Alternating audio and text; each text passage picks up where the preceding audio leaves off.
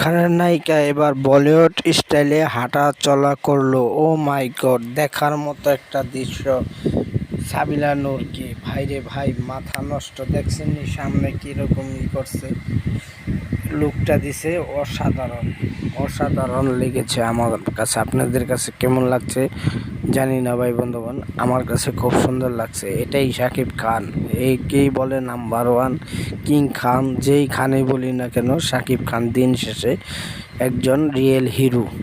বুঝতে পারছেন, শাকিব খানের মতো এত যে কোনো স্টাইল কোনো নায়ক করতে পারে না। কোনো নায়কের হয়তো গলা দুর্বল, ভয়েস দুর্বল, কেউ হয়তো ফিটনেসে দুর্বল, কেউ হয়তো নাচে দুর্বল, কেউ হয়তো ফাইটে দুর্বল।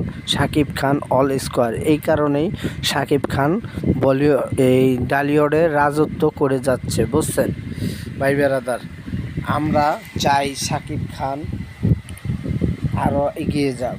আমরা শাকিব খানের ভক্ত হিসাবে একটা দাবি শাকিব খানের কাছে যে আপনি আরও ভালো ভালো কাজ করেন, দেখে শুনে কাজ করেন। বছরের 4-5টা সিনেমা বা 6টা করা উচিত।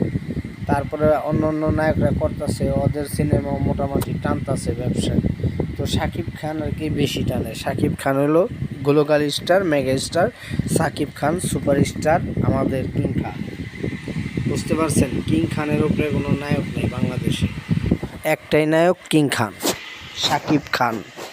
মেগা স্টার বলি, যাই স্টার বলি, সুপারস্টার।